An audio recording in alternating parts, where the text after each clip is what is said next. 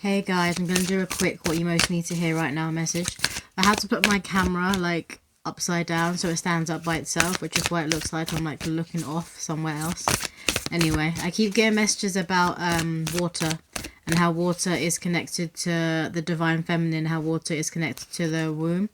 And that's water as in water in the physical world, so that's the sea, the ocean, lakes, water that comes out of the tap, water that we drink every day, and then it's the water that is in the firmament, the celestial waters that protect us all, that nurture us all, the waters that are in the womb, the spiritual waters. And people have often refer to God as being water or being in water, and we all know the power of water, right? So the first card that has come out here is Mama Kwacha, collaboration. I flow with life and life flows with me. And again, it's a woman. And she's obviously immersed in water. And she's floating around with, it looks like whales. Yeah, it looks like a whale. And my spirit guides have often called whales and dolphins the planetary gatekeepers. And I know that they're connected to a higher consciousness than human beings, so they're often referred to as being more intelligent than us. I know that dolphins have like a solar, they communicate using solar waves. They have this ability, which human beings will have in the future, but we're obviously quite far off from that now. We don't have that ability as of yet. In the physical domain anyway, obviously in the spiritual world, in the astral realm, we're all tuned into our full potential, our full abilities. When you're in the astral realm, when you're in the spirit world, what you visualize, what you want to manifest just happens like instantly. As if by magic, I'm hearing with a winky face, as if by magic. But yeah, the message of water keeps coming through. I don't know if you've read the works of Dr. Emoto, but I really love his books on water. So he has researched water using crystals that are within water. So if you speak to water kindly, you always get this really beautiful, fully emerged crystal. And then if you speak to water with hurtful words, with like hate in your heart, then the crystal is almost, it doesn't even like form, or if it does form, it's like really ugly looking. So if you look up his work might resonate with some of you out there. Can we get a few more cards, please, Spirit? Thank you. That's actually too many. I'm not taking all of those. A few more cards, please, Spirit.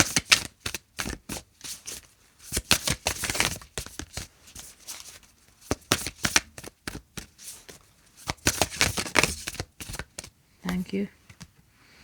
We have Tibetan Buddhist monk, mindfulness. I listen to the wisdom of my heart. Look how beautiful this card is. And I love how this is a child. You have the sun there, you have the child there.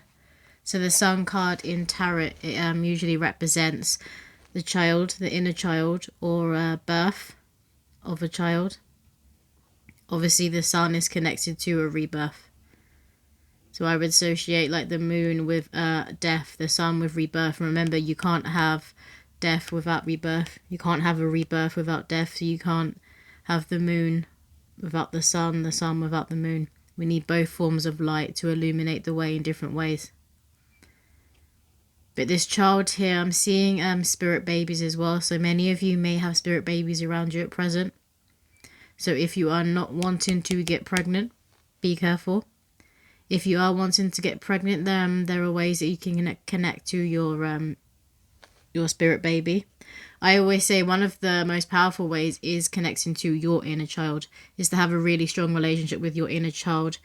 Obviously, it's to do the healing work and the reparenting, the breaking down of old programs that you were taught as a child by parents, by authority figures around you that don't resonate with you, that don't suit you for where you are going next in life. It's breaking those down and reparenting with new programs, with the program that is of Christ consciousness, right, of the heart. There's also the prayer beads here. So some of you praying, don't underestimate the power of prayer, but praying can help you connect to source energy, obviously. And who is more closer to source energy? Children. So this helps you to connect to the inner child. It will help you connect to your spirit baby. But remember, you can talk to your spirit baby how you would talk to your spirit guides, how you would talk to your ancestors, how you would talk to a friend in the physical, someone you love in the physical. You talk to them, those who are on the other side, in the same way. And look out for the signs. You will be getting signs coming through. For some of you, this sign may be birds, particularly white birds. You might even see signs in clouds. I'm seeing like where he's sitting. I know it looks like there's grass and then there's like a mist, like a fog, but I'm seeing it as clouds.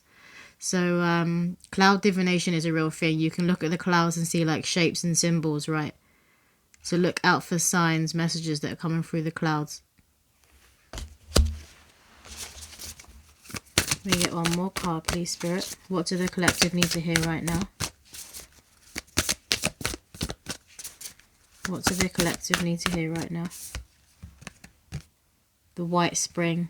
Release. I let go with peace. Beautiful. And it's the white that's coming through again. You might be seeing like pictures of white doves.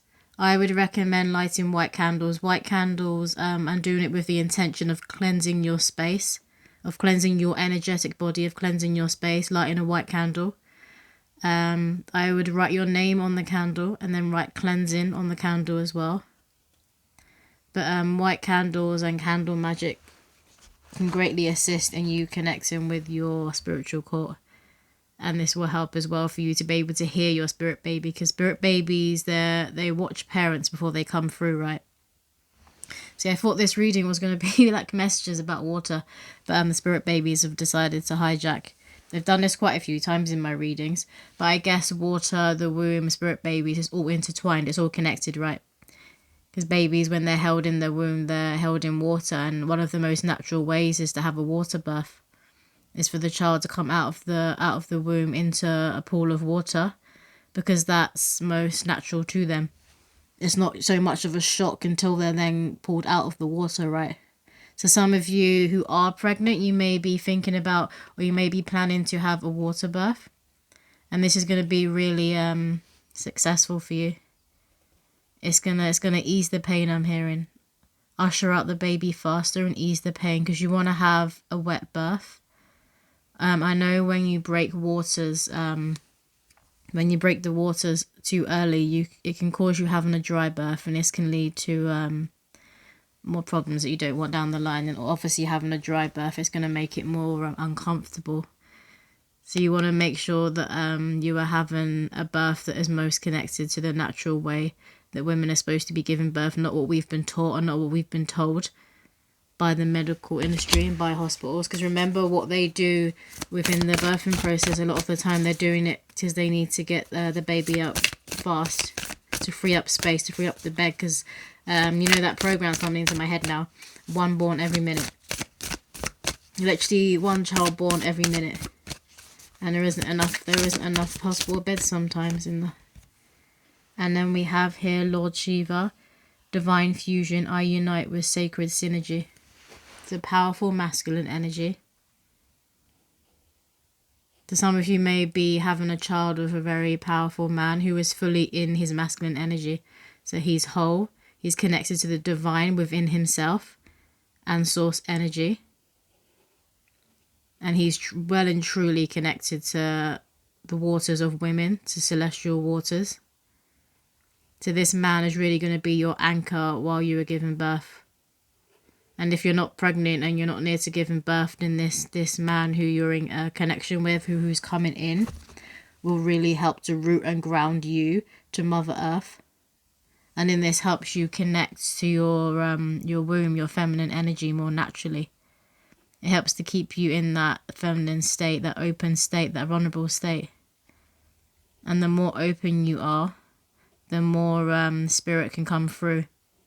The greater a channel you can be. Then he may also be a water sign. Yeah, I'm getting him here in Pisces. Could be a Pisces. Could have Pisces heavily in the chart.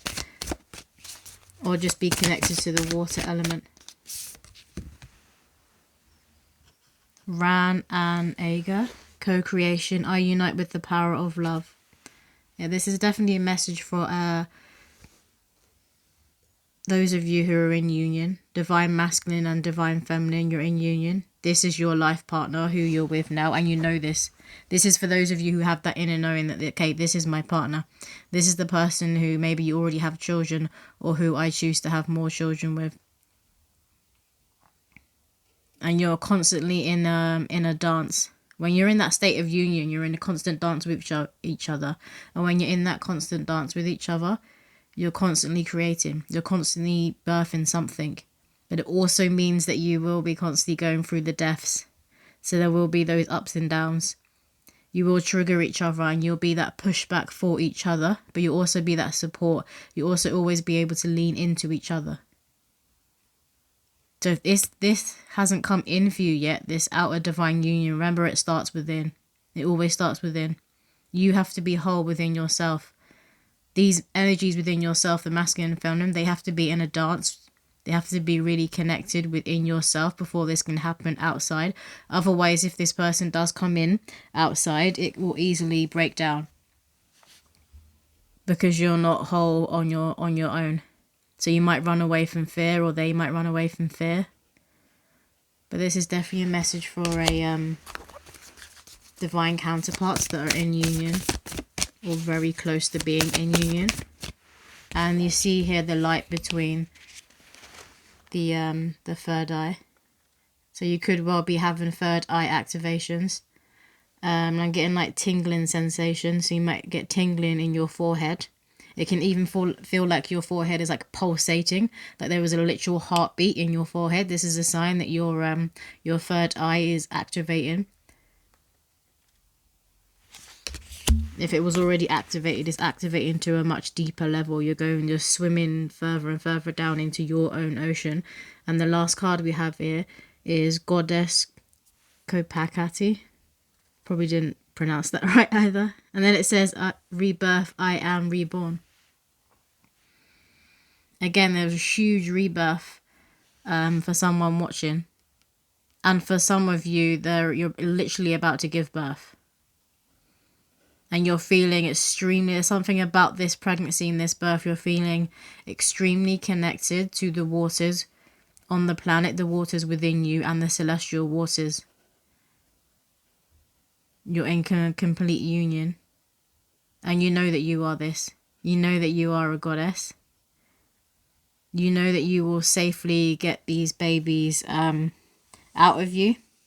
And then you will also be kept safe. That you will also be nurtured and being held. So where you have that same deep, unconditional love and affection for this Baba that's about to come out of you, that you're grown in your womb, that you're about to bring into this world, you are also being held with this same deep, unconditional love and affection by spirit. By Earth's womb's waters, you are being held by Mother Earth, by her core. So they want you to release any fears, any worries that you have surrounding being pregnant, surrounding going through pregnancy, surrounding giving birth. Release your fears to the celestial waters. Release your fears to the womb of Mother Earth. And let yourself be held. Don't think you always have to do everything on your own. I know when you're pregnant and you're giving birth, it's gonna feel like that you're on your own on this. And obviously the men are often there feeling a bit helpless because there isn't much that they can do. But remember, you aren't alone. There is often a whole team of people around you. Or if you're giving birth at home, it will at least be like you have a birthing partner and then you'll have the doula, right? It's a team effort. Mary, it's a team effort. And you are really and truly being held. And then we have endings here. So like I said before, you can't have a death without a rebirth. I hope that has resonated with someone out there. And I'll see you in my next video.